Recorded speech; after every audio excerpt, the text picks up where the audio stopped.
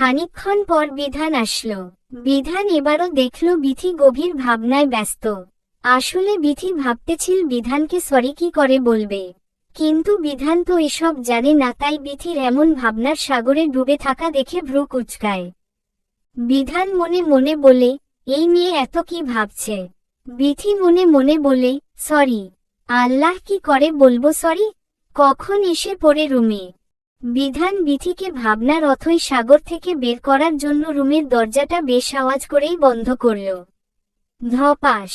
বিথি আওয়াজ পেয়ে দরজার দিকে তাকাতেই দেখে বিধান। বিধান বিথির দিকে এক পলক তাকিয়ে বেডে শুয়ে পড়ে।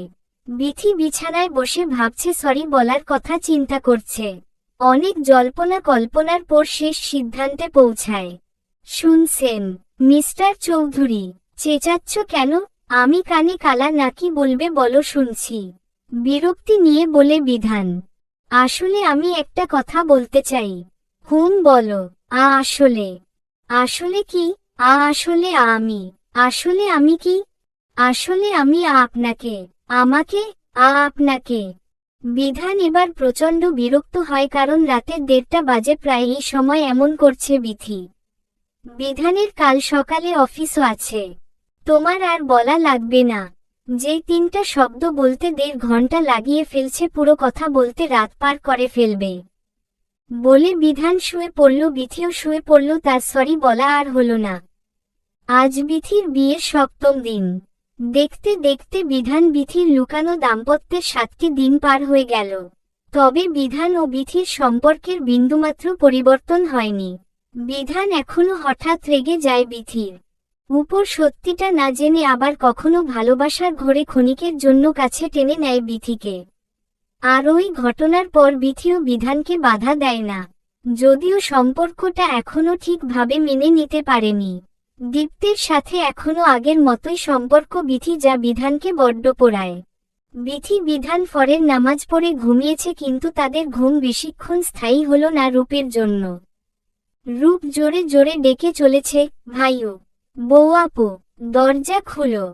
বিথির ঘুমটাই প্রথমে ভাঙল। বিথি আজও বিধানকে নিজের বুকে আবিষ্কার করল, এমনকি সে নিজেও বিধানকে জড়িয়ে ধরে আছে। প্রতিদিন এমনটাই হয়। প্রতি রাতে ঘুমানোর সময় সব ঠিক করে ঘুমালেও সকাল এভাবেই হয়। এই যে শুনছেন, উঠুন না। কি হয়েছে? রূপ ডাকছে। তখনই বিধানের কানে আছে রূপের একটানা ডাকাডাকি। তাই বিধান বিথির উপর থেকে সরে যায়। বিথিও ছাড়া পেয়ে দরজা খুলতে যায়। কি গো তোমরা, এতক্ষণ লাগে? কতক্ষণ ধরে ডাকছি। বিথি রূপকে কোলে তুলে গালে আলতো করে চুমু খায়, তাই রূপও বিথির গালে চুমু দেয়। বিধান মনে মনে বলে, বিয়ে করে আনলাম আমি। চুমু দেয় আমার বোনকে। বিশাল কপাল আমার। বলেন গো মহারানী, কি জন্য ডাকছিলেন এই অধমদের? হ্যাঁ বল তো, কি জন্য সকাল সকাল আমার মধুর ঘুমে মাছির মতো ভ্যান ভ্যান করছিলি? রূপ ভেঙচি কেটে বলে, আমি কি ইচ্ছে করে ডেকেছি নাকি? মা পাঠিয়েছে আমায় তোমাদের নিচে নিয়ে যেতে। মা? এত সকালে? কারা জানি এসেছে বৌয়াপুর সাথে দেখা করতে। আমার সাথে? এত সকালে আবার কে আসবে? নিচে গেলেই সব দেখতে পারবো। বিথি ও বিধান ফ্রেশ হয়ে নিচে যায়। নিচে থাকে ব্যক্তিদের দেখে বিথি দৌড়ে গিয়ে তাদের জড়িয়ে ধরে। বিধান এসব দেখে থমকে যায়, কারণ দুজন মধ্যবয়সী কপতি এসেছেন বিথিকে দেখতে।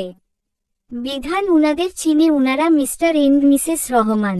রহমান গ্রুপের মালিক। বিথি ও উনাদের আচার আচরণে মনে হচ্ছে বিথি উনাদের মেয়ে এবং উনারা বিথির বাবা মা। দিয়া মা, কেমিন আছিস? কতদিন দেখি না আমার মেয়েটাকে। আবেগপ্রবণ হয়ে জড়িয়ে ধরে বলে মিসেস রহমান। কিরে মা, খাওয়া দাওয়া বন্ধ করে দিয়েছিস নাকি? কেমন শুকিয়ে গিয়েছিস? আব্বি আম্মি ধীরে ধীরে। এত প্রশ্নের উত্তর আমি দিব কি করে? আব্বি, আমি আল্লাহর রহমতে অনেক ভালো আছি। আর আম্মি কোথায় শুকিয়ে গিয়েছি বলো, আগের মতোই আছি। খানিকক্ষণ পরেই দীপ্ত প্রবেশ করে রুমে। হাতে বেশ কয়েক ব্যাগ এবং পিছনে ড্রাইভারও অনেক কিছু নিয়ে আসছে। মা, তুমি তোমার মেয়েকেই বেশি ভালোবাসো। এত করে বললাম, সবে মাত্র 5টা বাজে, একটু পরে যেও। কিন্তু তা না, এয়ারপোর্ট থেকে গাড়ি নিয়ে সোজা এখানে। আজ বুঝলাম বনু, তুই সত্যিই বলিস, তোকেই সবাই বেশি ভালোবাসে। দীপ্ত এই কথা বলতেই হলরুমে উপস্থিত সবাই এক দফা হেসে উঠল বিধান ছাড়া। সে চোখ বড় বড় করে এই ঘটনা দেখছে। বিধানের মনে হচ্ছে ও কোনো স্বপ্ন দেখছে, তাই হাতে একটা চিমটি কাটল।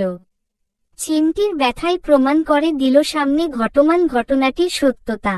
কিরে সালাম কর শ্বশুর শাশুড়িকে, আহাম্মকের মতো দাঁড়িয়ে আছিস কেন, এদিকে আয়। বিধান তার মার কথায় আরেক দফা অবাক হল। মনে হচ্ছে এবার 700 ভোল্টেজের শক খেল। বিধান অবাক হয়ে বলে উঠল, শ্বশুর শাশুড়ি? ওহ, তোকে তো বলা হয়নি এনারা বিথির আরেক পরিবার। বিথি আর দীপ্তের জন্ম একদিনেই হয়েছিল। হাসপাতালে নার্সের ভুলবশত বাচ্চা এক্সচেঞ্জ হয়ে যায়। পরে অবশ্য সব জানাজানি হয়, কারণ বিথির মা বাবা জানত তাদের মেয়ে হবে, যদিও মিস্টার এন্ড মিসেস রহমান জানত না উনাদের ছেলে না মেয়ে হবে। তাই সেই ভুলের জন্য বিথিকে উনারা নিজেদের সন্তানের মতো 3 মাস পালে। ওই যে বলে না, প্রথম সন্তান সবচেয়ে বিশেষ, আর মিসেস রহমানের কোল তো প্রথমে বিথি আলোকিত করেছিল, তাই উনারাও বিথিকে নিজের মেয়ে মনে করে। আর দীপ্ত বাবার তো একমাত্র কলিজার টুকরা বোন বিথি। জানিস ছেলেটা কি কাদাই না কেঁদেছিল, বারবার বলছিল আমার বোনটার খেয়াল রাখবেন প্লিজ। বিধান এবার অবাকের চূড়ান্ত পর্যায়ে চলে গিয়েছে। বিধান মনে মনে ভাবে, মানে কি, বিথি দীপ্ত ভাইবোন আর আমি কিনা? Damn it! আরে মামনি, ও তো এমনই ক্রাই বেবি। আমি তো বুঝিই না এই গাধাটা কি করে আম্মি আব্বির ছেলে হয়। আম্মি আব্বি কত স্ট্রং, আর এই গাধা কিনা। বিথির কথা শুনে হলরুমের সবাই হু হা করে হেসে দিল, দীপ্ত বাদে। মিস্টার রহমান হাসতে হাসতে বলে, হ্যাঁ রে মা, এই বিষয়ে আমারও সন্দেহ আছে। দীপ্ত বিথির দিকে তাকিয়ে ভাঙচি কেটে বলে, দেখছো জিজু, তোমার বউটা কত কুটনি। দীপ্ত বিধানকে প্রথমে তেমন পছন্দ না করলেও বিথির স্বপ্ন পূরণে বিধান বাড়ির কেউ কোনো বাধা দেয় না বলে দীপ্ত এখন বিধানকে পছন্দ করে। এর অন্য কারণও অবশ্য আছে, তা হলো বিথি। দীপ্ত বিথির বেস্ট ফ্রেন্ড হওয়ার পর বিধানের বিথির সাথে করা মিসবিহেভের কথা কখনোই বলে না। তা তো বিয়ের আগে থেকেই জানি, আমার উপর কত অত্যাচার করে। বিথি অবাক হয়ে বলে উঠল, কি হামি? হ্যাঁ আপনি, আমার তো অন্য বউ নেই।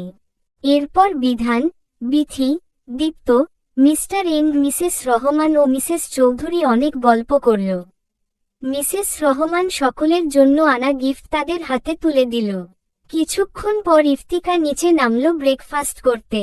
ইফতিকা তো মিস্টার এন্ড মিসেস রহমানকে এত সকালে চৌধুরী নিবাসে দেখে অবাক পড়ে ভাবল বিজনেস ডিলের জন্য।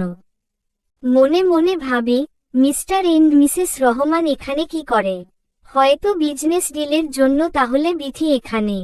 ঠিক তখনই মিসেস চৌধুরী মিস্টার এন্ড মিসেস রহমানের সাথে পরিচয় করানোর জন্য ইফতিকাকে ডাক দেয়। ইফতিকা, এখানে আসো। হ্যাঁ ফুপি বলো। Meet Mr and Mrs Rahman, বিথির আব্বি আম্মি। ইফতিকারও এবার চক্ষু চড়ক গাছ, কারণ ওর জানা মতে বিথি তো একটা মিডল ক্লাস ফ্যামিলির মেয়ে। বিথির মিডল ক্লাস ফ্যামিলির মেয়ে হওয়া সত্ত্বেও এত সচ্ছলভাবে জীবনযাপন করা ও ব্র্যান্ডেড জিনিসপত্র ব্যবহার ইফতিকাকে এমনিতেও ভাবাত। কি বিথুবির মা বাবা তো আসলে। তারপর মিস্টার এন্ড মিসেস চৌধুরী সকল ঘটনা খুলে বলল। আব্বি আম্মি আপনারা বিয়েতে আসেননি কেন? তোর জন্য। বিধান অবাক হয়ে বলে উঠল, আমার জন্য? হ্যাঁ জিজু, আম্মু আব্বু তোমাদের বিয়ের কয়েক মাস আগে ইউকে গিয়েছিল আম্মুর একটা মাইনর সার্জারির জন্য। এর মধ্যেই তুমি তাড়াহুড়ো করে বিয়ে করে নিয়ে আসছো, আর আম্মুরও চিকিৎসা কার্যক্রম তখনও বাকি ছিল, তাই আসতে পারেনি।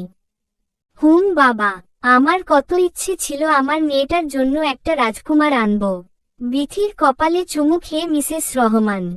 মিস্টার রহমান মন খারাপ করে বলে, আমাদের শোকটা আর পূরণ হলো না। বিথি সকলের এমন ভালোবাসা পেতে দেখে ইফতিকা মাথা গরম হয়ে যাচ্ছে। ধুর, এই আদিক্ষেতা আর ভালো লাগছে না। মনে মনে কথাটি বলেই উঠে চলে গেল সেখান থেকে। ঘণ্টা খানেক পর মিস্টার রহমান বলে উঠল, আচ্ছা চললাম আমরা এখন। এত তাড়াতাড়ি? আজ থেকে যান। না না, তা হবে না। আর আপনারা আগামীকাল আমাদের বাসায় যাবেন। শুনেছি বৌভাতের পরের অনুষ্ঠান মানে মেয়ের বাড়ি যাওয়ার অনুষ্ঠান নাকি হয়নি, তা আমাদের বাড়িতেই হোক। আমি শান্তা আপার সাথেও কথা বলে রেখেছি, তিনিও রাজি। অবশ্যই। বিথি, তোর মামা শ্বশুরকে তো পেলাম না, তার গিফটগুলো মনে করে দিস। আচ্ছা আম্মি। এরপর দীপ্তরা নিজেদের বাড়ি ফিরে যায়। ক্ষণিক পরেই সবাই ব্রেকফাস্ট টেবিলে বসে। মিসেস চৌধুরী, বিথি ও বিধান অতিথি আপ্যায়ন করলেও তাদের সাথে নাস্তা করেনি। বিধানের মামা ইফতেখার টেবিলে আসতেই বিথি তাকে মিস্টার এন্ড মিসেস রহমানের আনা ব্র্যান্ডেড পোশাকের ব্যাগ ও এক্সপেন্সিভ ঘড়ির ব্যাগটা হাতে দেয়। মামা, আব্বি আম্মি এসেছিল সকালে, তারা আপনার জন্য এই গিফটগুলো এনেছে। মামা ভেবেছে বিথির আপন মা বাবা, তাই এগুলোকে কমদামি ভেবেছে। ইফতেখার তাচ্ছিল্য করে বলে, আমি তোমাদের মতো মিডল ক্লাস না, এরকম চিপ প্রোডাক্টে আমি ইউজ করি না। তোমার আম্মি আব্বি তো ব্র্যান্ডই চিনে না। বিথি রেগে বলল, মামা এটা ব্র্যান্ডেড প্রোডাক্ট, ইউকে থেকে আনা। ব্র্যান্ড তাহলে কে চিনে না, আপনি নাকি আমার আম্মি আব্বি? চলবে।